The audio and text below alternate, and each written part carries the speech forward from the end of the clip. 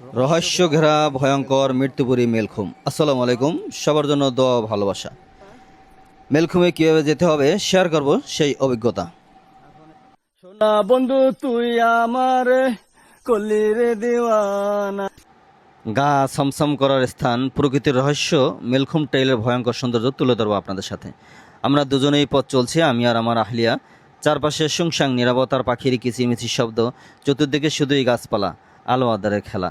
এই অপরূপ সৌন্দর্য যে কোনো পর্যটককে আকর্ষণ করবেই, যারা দুর্বল চিত্তের এবং ভীতু আর যারা সাঁতার জানেন না, এখানে আসা থেকে অবশ্যই বিরত থাকবেন। আমি অনেকগুলো খুম এবং গুহা ঘুরেছি, সব থেকে আমার কাছে এটা ভয়ঙ্কর এবং ভুতুরের আভাস পাওয়া যায়। এ খুমে আছে অশরীর রহস্য। তাই আমাদের উচিত আল্লাহর নেয়ামত ও সৌন্দর্য চর্মচক্ষু দ্বারা উপভোগ করা। এতে দুনিয়া তো লাভ, আখেরাত লাভ। বোনাস হিসেবে পাবেন ইনশাল্লাহ মৃত্যু আগ পর্যন্ত সুস্থতা। It's my guarantee. এখন আপনাদেরকে জানাবো কীভাবে আপনি মেলখুমে যাবেন। স্থানটি হলো চট্টগ্রাম মিরেশ্বরাই সোনাপাহাড় বাজার। ঢাকা থেকে আসলে বাসে ভাড়া পড়বে 600 থেকে 700 টাকা। এসে নামতে হবে সীতাকুণ্ডের আগে সোনাপাহাড় বাজার। আর চট্টগ্রাম থেকে আসলে একে খান মোড় থেকে বাসে উঠলে নামতে হবে সীতাকুণ্ডের পরে সোনাপাহাড় বাজার। ভাড়া পড়বে 80 থেকে 100 টাকা। সোনাপাহাড় বাজার নেমে ট্রেকিং শুরু।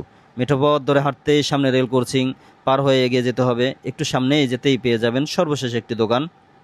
এখানে একটু রেস্ট করেই কিংবা কিছু খেতে হলে খেয়ে নেবেন এবং অবশ্যই সাথে করে পানি নিয়ে যাবেন। আর ব্যাগ এখানে রেখে যাবেন, তার জন্য 10 থেকে 20 টাকা নেবে। কোনো অবস্থাতেই ব্যাগ বোঝা নিয়ে যাবেন না, তাহলে খুবই কষ্ট এবং হ্যাসেল ভোগ করতে হবে। বিশ্রাম শেষে আল্লাহর নামে হাঁটতেই সামনে পেয়ে যাবেন লেবু বাগান এবং ঝিরিপথ। ঝিরি ধরে হাঁটতেই 40-50 মিনিট পরেই দেখা মিলবে মৃত্যুপুরী মেলখুম। ধন্যবাদ সবাইকে, সবার জন্য শুভকামনা। দেখা হবে নতুন কোনো লোকেশনে। আর পেজটি অবশ্যই সাবস্ক্রাইব করে দেবেন। স্রষ্টার ভালোবাসা চাও, সৃষ্টির কাছে ছুটে যাও। সবার সুস্থতা কামনা করছি, দোয়া চাই।